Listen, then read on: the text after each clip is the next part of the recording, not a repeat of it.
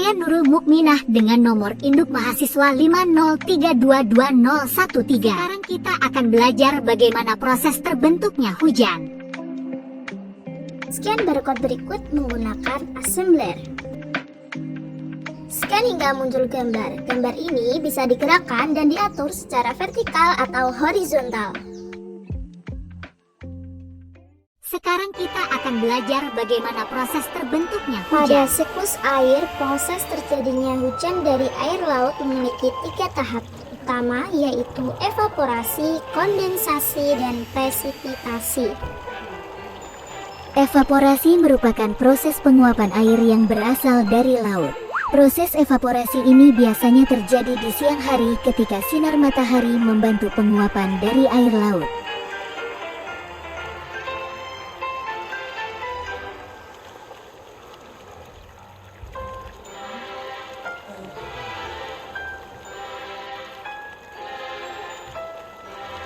Kondensasi adalah proses perubahan air dari gas menjadi cair. Kondensasi terjadi di atmosfer ketika air laut yang sebelumnya menguap telah dipengaruhi oleh perubahan suhu dan tekanan atmosfer. Dari proses ini, air akan berkumpul menjadi awan hitam yang membawa hujan. Awan pembawa hujan ini juga sering disebut sebagai awan cumulus. Siklus selanjutnya adalah presipitasi. Proses ini terjadi karena adanya pendinginan dan penambahan uap air pada awan cumulus, sehingga awan tersebut akan mencapai titik jenuh. Setelah awan cumulus mencapai titik jenuh dan tidak dapat menampung embun air laut, maka air akan jatuh ke permukaan bumi dan menyebabkan hujan.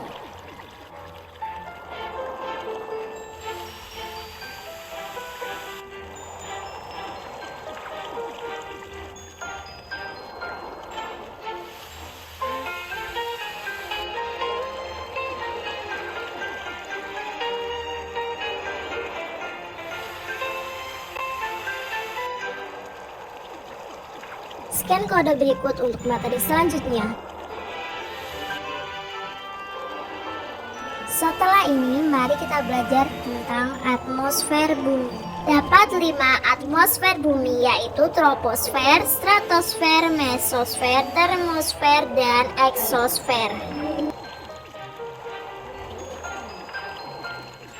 Troposfer merupakan lapisan terpadat dan terdekat dengan permukaan bumi atau terendah. Troposfer terletak mencapai ketinggian sekitar 8 km di daerah kutub dan 18 km di daerah khatulistiwa. Pada lapisan inilah terjadi berbagai peristiwa cuaca seperti awan, hujan, siklon, petir, badai, dan sebagainya.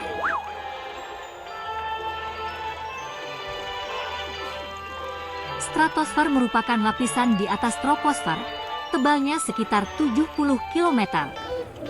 Pada lapisan ini terbentuk lapisan ozon yang berfungsi sebagai pelindung bumi dari pancaran sinar ultraviolet yang berlebihan.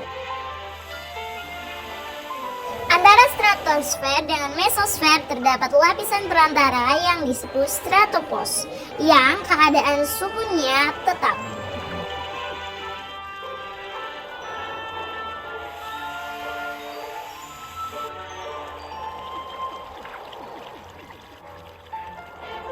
Selanjutnya lapisan mesosfer, ciri khasnya adalah tidak ditemukannya udara. Pada lapisan mesosfer terjadi penurunan suhu setiap bertambahnya ketinggian. Fungsi lapisan mesosfer adalah menghalau benda luar angkasa yang akan jatuh ke bumi. Termosfer, suhu di lapisan ini bisa mencapai 1500 derajat Celcius.